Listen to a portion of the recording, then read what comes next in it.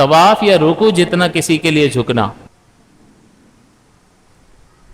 تعظیم کے علاوہ کے لیے، تعظیماً عبادتاً، تو کسی کے سامنے عبادت کی نیت سے طواف کرے گا کسی کا خانہ کعبہ یا صفا مروہ کے علاوہ، تو کیا ہو جائے گا؟ یہ شرک ہے۔ اگر تعظیم کرنے کے طور پر طواف کرے گا کسی کا، یا رکوع جتنا کسی کے سامنے جھکے گا تعظیماً، یہ حرام ہے۔ حضور سے صحابی نے پوچھا، حضور اگر کوئی مسلمان کسی مسلمان سے ملے تو اس کو پیار کرے، اس کے آگے جھکے؟ قال لا، فرمایا نہیں۔ تو حضور کیا پھر مصافحہ کرے اس سے؟ قال نعم، فرمایا ہاں۔ تو حضور نے رکوع جتنا کسی آدمی کے سامنے تعظیم کے لیے بھی جھکنا منع فرمایا۔ بعض کلچرز میں ہے وہ یہاں گھٹنوں کا ہاتھ لگا رہے ہوتے ہیں، اور یہ تعظیم کے لیے کر رہے ہوتے ہیں یا نہیں، اور رکوع جتنا جھکتے ہیں یا نہیں، کیونکہ رکوع جتنا جھکنے کا مطلب کیا ہے کہ آپ ہاتھ بڑھائیں تو گھٹنوں تک ہاتھ پہنچ جائیں، بس یہ رکوع جتنا جھکنا۔ تو یہ تعظیم کے طور پر اتنا کسی کے سامنے جھکیں گے تو یہ حرام ہوگا۔ اتنا جھکنا جو ہے اپنے کام کاج کے لیے بھی اتنا جھکتا ہے اور کام کرتا ہے، منع نہیں ہے۔ اسی طرح بطور وسیلہ اگر اس بدن کی حالت کو اختیار کرے گا تب بھی مسئلہ نہیں ہے۔ جیسے والدین کے قدم کو چومنا جائز ہے، باعث سعادت ہے، لیکن چومنے کے لیے کتنا جھکنا پڑے گا؟ رکوع سے زیادہ ہی جھکنا پڑے گا۔ تو اب یہ جو جھک رہا ہے یہ تعظیم کے لیے نہیں جھک رہا، تعظیم تو وہ بوسے کے ذریعے کرے گا، لیکن جب تک وہ جھکے گا نہیں بوسہ دے گا کیسے؟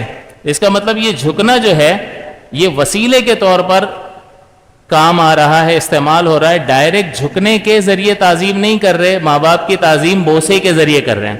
یہی وجہ ہے کہ اگر ماں یا باپ جو ہے اونچی جگہ پر کھڑے ہوں اور یہ بیٹا جو ہے نیچے کھڑا ہو، اس طرح کے ماں کے قدم کے سامنے اس کے لب آ رہے ہوں، تو اب اس کو جھکنا پڑے گا یا ڈائریکٹ بوسہ دے دے گا؟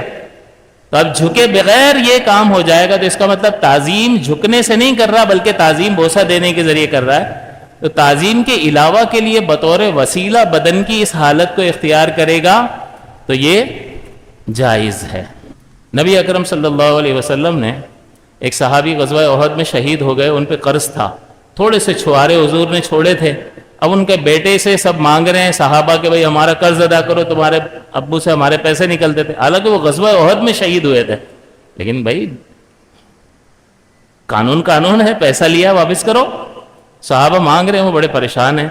حضور تشریف لے آئے نا، تو اب ان کو لگا کہ حضور آ گئے نا، اب یہ تھوڑی نرمی کریں گے، مجھے آسانی کریں گے، اور ان کو یہ لگا جو قرض مانگ رہے تھے انہوں نے کہا حضور آ گئے ہیں اب دلا دیں گے، اور شدت سے مانگنا شروع کر دیا۔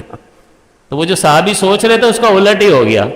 اب حضور کی خدمت میں عرض کیا، حضور میرے والد احد میں شہید ہو گئے، قرض تھا ان پہ، اتنے چھوارے چھوڑے ہیں، اس سے قرض ادا نہیں ہوتا، میں کیا کروں؟ میرے پاس نہیں ہے مال، میں کیا کروں؟ تو حضور نے صحابہ کو دیکھا کہ بڑا شدت سے مطالبہ کر رہے ہیں، تو حضور نے کہا کہ اچھا یہ کھجور کی جو الگ الگ قسم کے ڈھیر ہیں نا، وہ ایک جگہ جمع کرو۔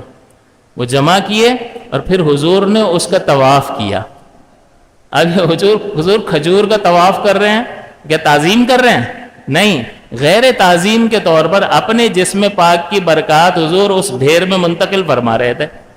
حضور نے طواف کیا اور حضور اس کھجور کے ڈھیر پر تشریف فرما ہو گئے، بیٹھ گئے، اور پھر ایک طرف سے کھجوریں نکال کر دیتے رہے، اور وہ بیٹا ان کا لے کر لوگوں کا قرض اتارتا رہا۔ وہ کہتا ہے، وہ صحابی عرض کرتے ہیں کہ سارا قرض اتر گیا اور ایک چھوارا بھی کم نہیں ہوا۔ تو اب یہ جو حضور نے جو چکر لگایا ہے، یہ بدن کی حالت جو ہے اللہ نے طواف کی حالت عبادت کے لیے مقرر کی ہے، لیکن حضور نے کھجوروں کے لیے اختیار کی، لیکن حضور کھجور کی تعظیم نہیں کر رہے تھے بلکہ غیر تعظیم کے طور پر اس کو وسیلے کے طور پر اختیار کیا کہ حضور اپنے جسم پاک کی برکات اس ڈھیر میں منتقل فرما رہے تھے، تو پورا جسم اس کے گرد گھما دیا۔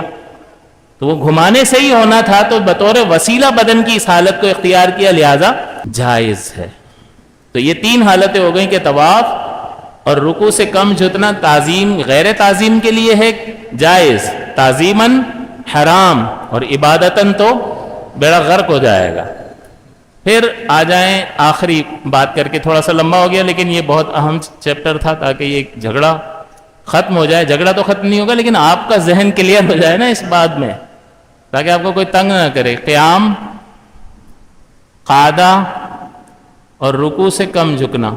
اب بدن کی یہ والی حالتیں کسی مخلوق کے لیے اختیار کرنا، اللہ کے لیے تو کرتے ہی ہیں، ایسے بھی کھڑے رہتے ہیں، اتحیات میں بھی بیٹھتے ہیں، سب کرتے ہیں۔ رکوع سے کم جھکنا، اس کی دونوں صورتیں جائز ہیں، یعنی قیام قعدہ اور رکوع سے کم جھکنا اگر عبادت کے لیے ہوگا تو یہی کفر ہے، شرک ہے، اور عبادت کے علاوہ چاہے تعظیم کے لیے ہو تب بھی جائز ہے، اور غیر تعظیم کے لیے ہو تب بھی جائز ہے۔ جب تعظیم کے لیے جائز ہے تو غیر تعظیم کے لیے کیوں جائز نہیں ہوگا؟ اس کا مطلب یہ ہوا کہ بھئی استاد کلاس میں آتا ہے، آپ کھڑے ہوتے ہیں یا نہیں ہوتے؟ تو آپ کھڑے ہو گئے، قیام کیا ہے آپ نے۔ اور عالمگیری میں لکھا ہوا ہے کہ نبی اکرم صلی اللہ علیہ وسلم کے روضہ انور پر جب کوئی شخص حاضر ہو تو اس میں عبارت لکھی ہوئی ہے یقف کما یقف فی الصلاۃ، کہ ایسے کھڑا ہو جیسے نماز میں کھڑا ہوتا ہے۔ اور حضور نے ایک موقع پر، حضور بیٹھے ہیں اور ایک قوم کے لوگ بیٹھے ہوئے اور اس قوم کا سردار آیا، تو حضور نے فرمایا قوموا لسیدکم، اپنے سردار کے لیے کھڑے ہو جاؤ، قوموا قیام کرو، لسیدکم، تو کون سا تھا یہ؟ تعظیم والا جائز ہے یا ناجائز ہے؟ تو یہ والی بدن کی حالت آپ کسی کی تعظیم کے لیے بھی اختیار کرو گے تو منع نہیں ہے، تو جب تعظیم کے لیے منع نہیں ہے تو غیر تعظیم کے لیے تو کوئی مسئلہ ہے ہی نہیں۔ تو تینوں جو جسم کی حالتیں ہیں اس میں سجدہ جو ہے یہ کسی کے لیے نہیں کیا جائے گا، تعظیم والا بھی حرام ہے، یہ والا تعظیم کے لیے کریں گے تو یہ حرام ہے، منع ہے، اور تعظیم کے علاوہ کر سکتے ہیں، اور یہ تعظیم کے طور پر بھی کریں گے تب بھی جائز ہے، تو باقی صورتیں بھی اس میں جائز ہیں۔ تو یہ حالت بدن کی 1 2 3 4 5 اور یہ 6 حالتیں ایسی ہیں جو اللہ تعالیٰ نے عبادت کے لیے مقرر فرمائی ہیں۔ اگر مخلوق میں سے کسی اور کے لیے اختیار کرے گا تو اس کے یہ احکام ہیں۔ تو یوں نہیں کہ یہ حالتیں دیکھتے ہی بندہ کہے وہ مشرک ہو گیا، جی مشرک کا یوں حکم نہیں لگے گا، بلکہ اس تفصیل کو دیکھ کر ہمیں یہ صحیح حکم لگانا ہوگا۔ تو